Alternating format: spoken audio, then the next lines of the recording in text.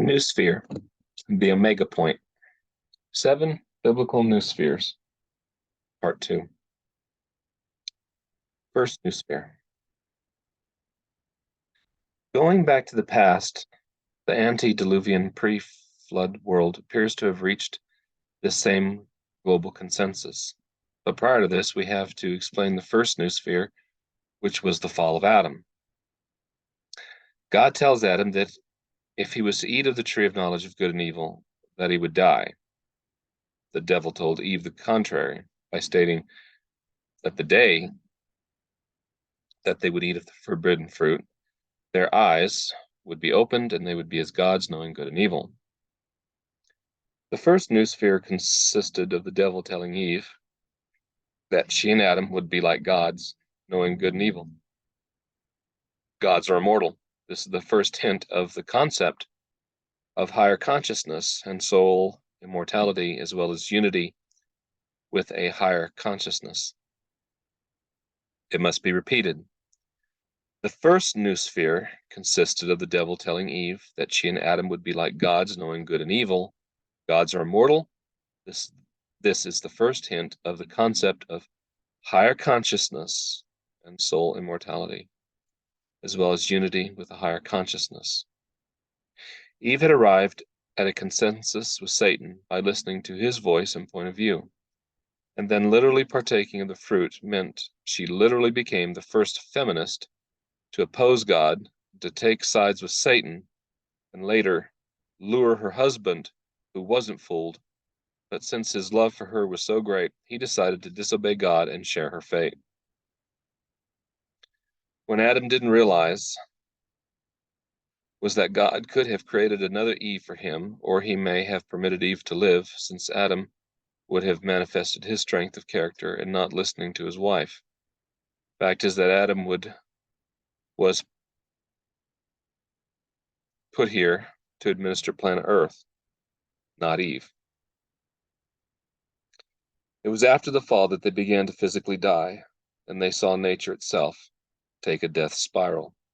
Things in the animal world as well as the plant kingdom began to decay. Yet something persisted in the minds of men. The concept that the soul of the person continues on after death, and it was specifically for this reason that God placed an angel with a flaming sword to bar Adam and Eve's entrance into the garden, because if they were to re-enter it and eat of the tree of life, they would become immortal sinners. Soul immortality. Mythical union with God, the foundation of the Noosphere. The propagation of this satanic lie, soul immortality, is a major factor in this concept of Noosphere.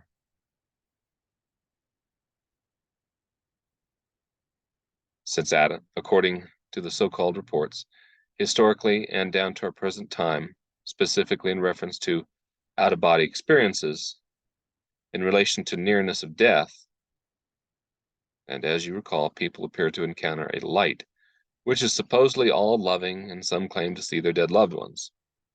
This is a very ancient manifestation of the devil's trickery and appears in the Tibetan Book of the Dead, as well as other sources of the occult or non-biblical literature.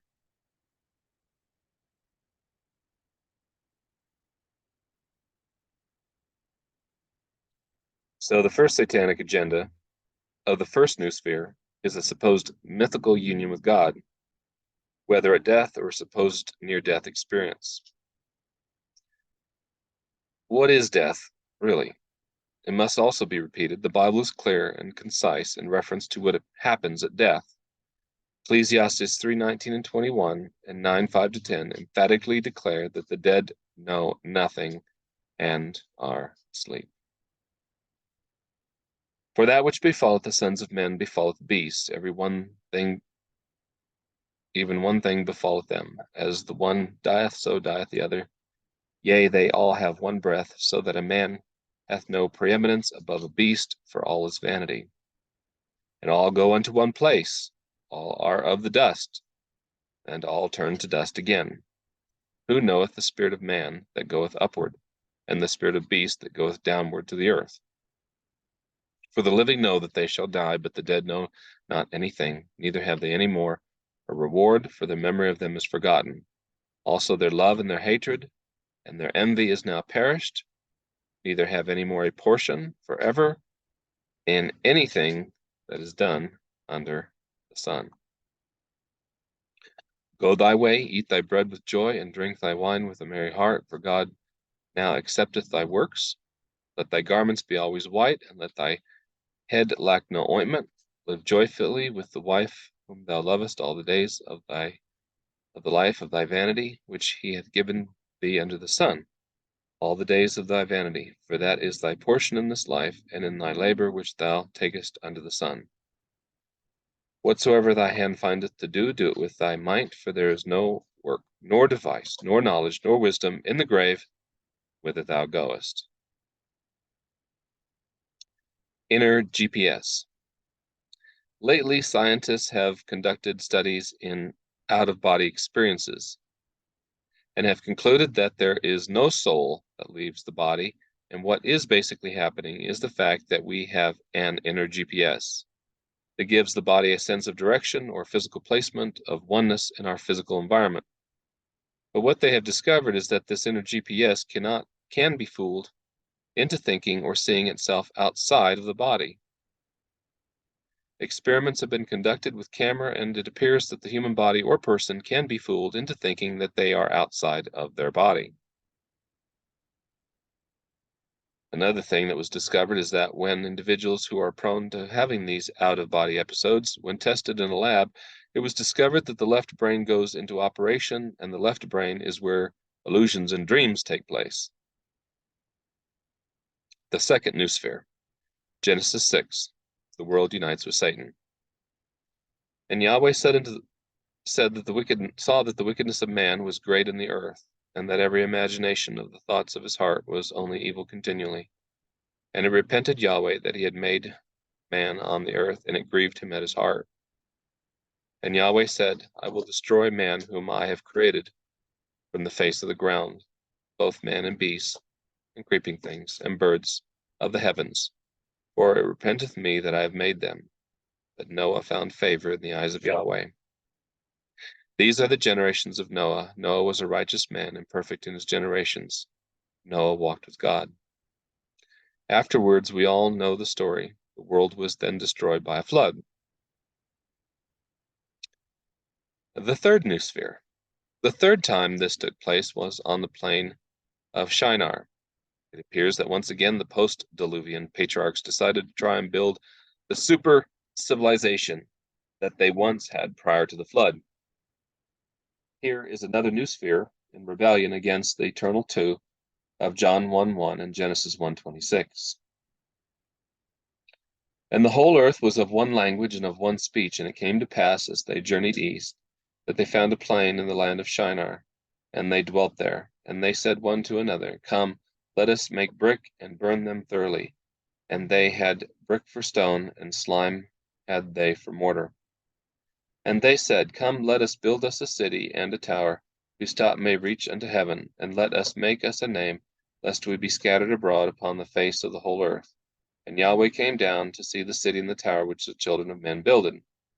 And Yahweh said, Behold, they are one people, and they all have one language, and this is what they begin to do.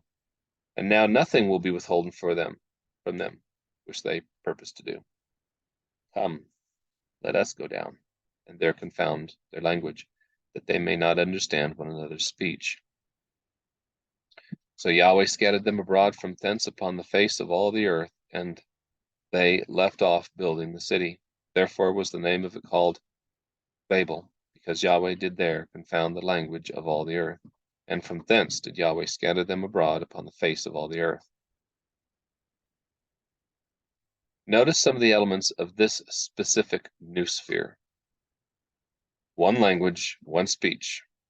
They said one to another, Let us build a city and a tower. To reach heaven, let us make us a name. Yahweh said they are one people.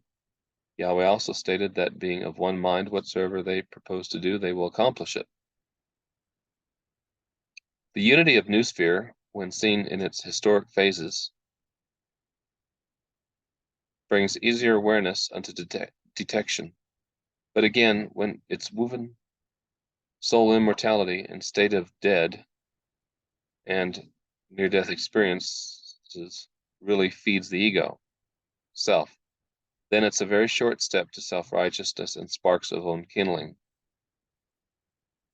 Yes, because those are the points where supposedly the mind meets with universe or higher self, which is the opposite of eternal righteousness, self-righteousness. And what happens? It stupors full dependence on he who made. The fourth noosphere.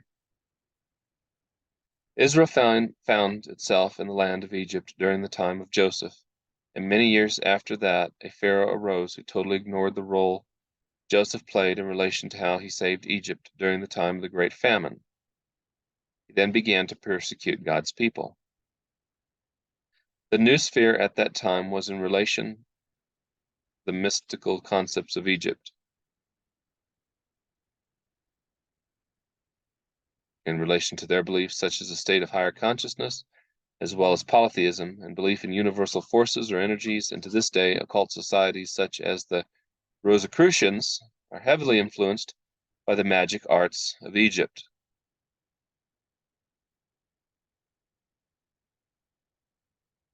Even the Bible tells us that Moses was schooled in the knowledge of the Egyptians prior to his calling from God. One thing is certain: Pharaoh's atheism was the underlying factor in reference to Egyptian mysticism. Even though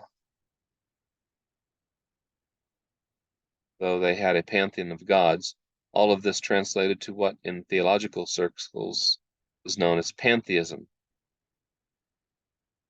When Pharaoh encountered the power of the God of Israel, he chose not to humble himself and to accept the evidence of the destruction of Egypt by way of the 10 plagues.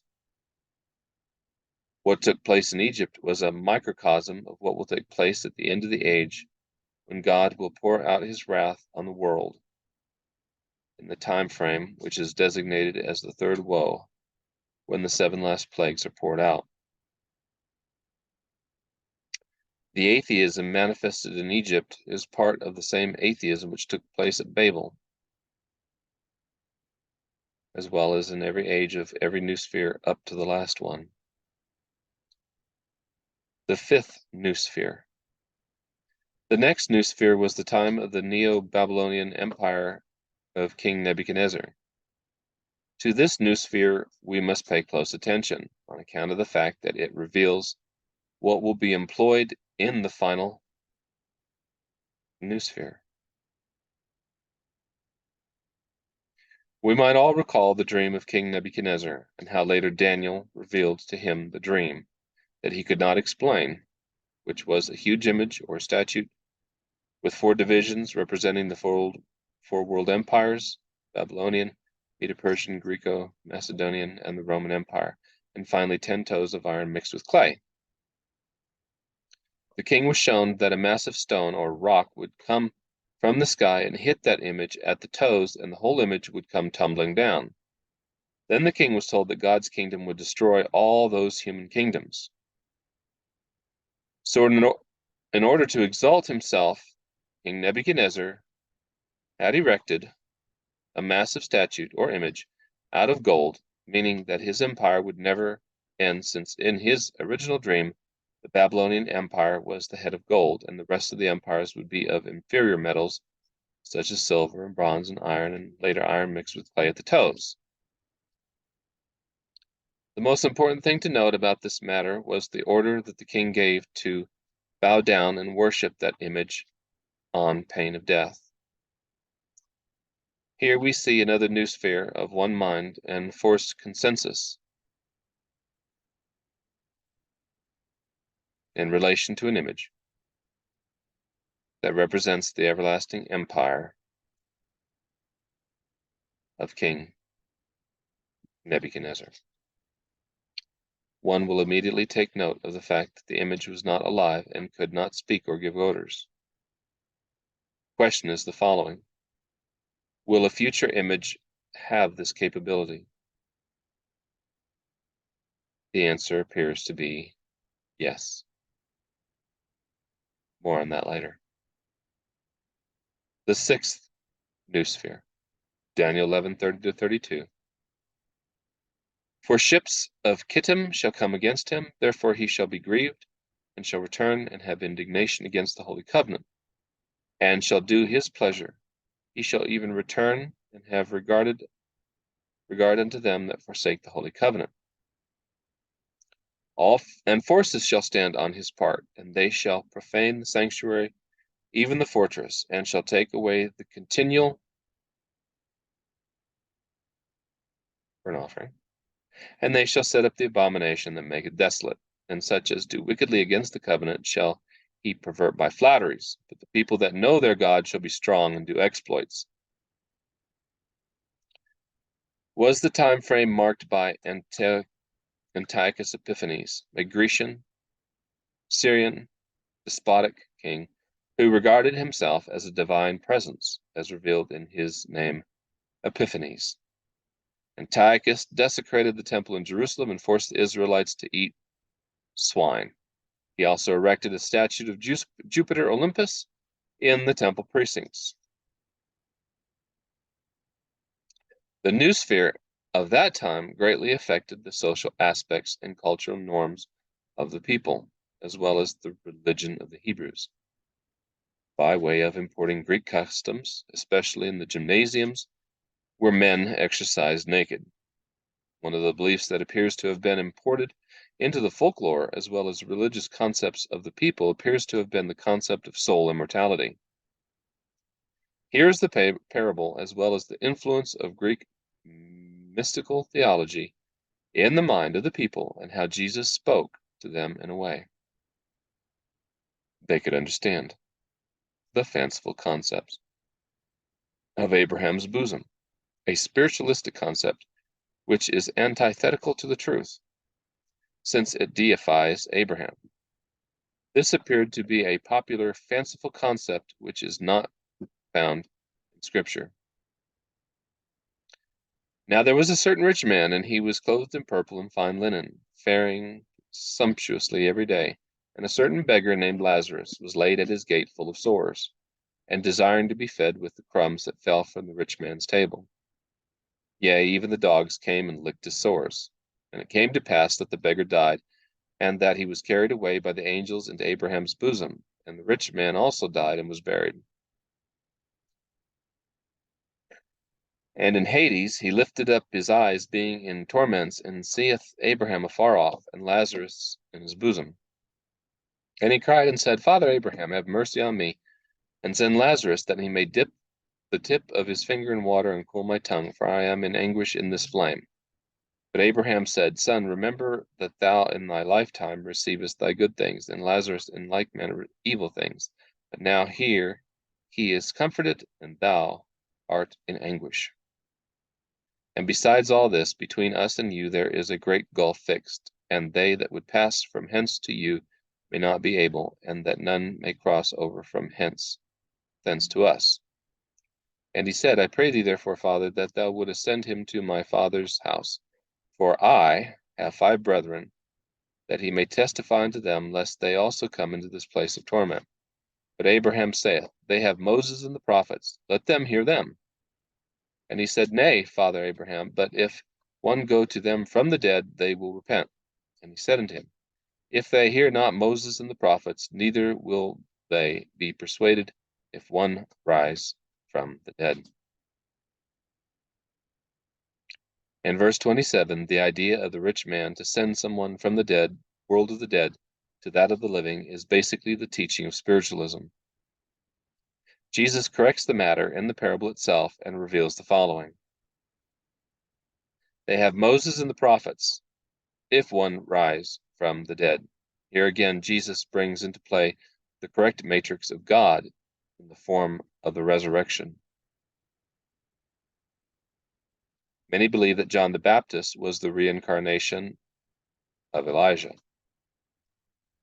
When Jesus resurrected and appeared to his disciples, they thought he was a ghost. Fact is that Ecclesiastes 3:9 clearly revealed that this sort of reasoning by way of the disciples was most probably derived from the Greek mystical theology from the time frame of Antiochus. Lazarus and the rich man. This appears in relation to the parable of Lazarus and the rich man, and is devoid of the resurrection concept. Yet, Jesus didn't go about explaining the differences, since he taught the people in ways that they could understand the next world to come according to their limited understanding, which was based on soul immortality, whereas the proper setting of the parable would be found in Revelation 20. The separation between the rich man and Lazarus would be found in those outside the camp of the saints, and Lazarus would be inside the camp of the saints. It is amazing how many Protestants and evangelical Christians, as well as Catholics, promote the parable of Lazarus and the rich man, not realizing that it doesn't prove soul immortality, and when interpreted wrongly, it brings in the matrix of Satan, which is soul immortality, which is antithetical to the resurrection concept, which is purely biblical. The rest of the dead live not until the 1,000 years should be finished. This is the first resurrection. Blessed and holy is he that hath part in the first resurrection. Over these the second death hath no power, but they shall be priests of God and of Christ, and shall reign with him 1,000 years. And when the 1,000 years were finished, Satan shall be loosed out of his prison, and shall come forth to deceive the nations which are in the four corners of the earth, Gog and Magog, to gather them together to the war, the number of whom is as the sand of the sea. And they went up over the breadth of the earth, and compassed the camp of the saints about the beloved city, and fire came down out of heaven and devoured them. Whereas in the book of Job, the oldest book of the Bible, the resurrection concept is clearly presented in Job 19:25-27.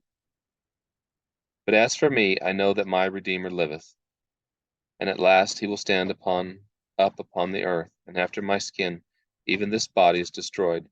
Then without my flesh shall I see God, whom even I shall see on my side, and mine eyes shall behold, and not as a stranger. To be continued.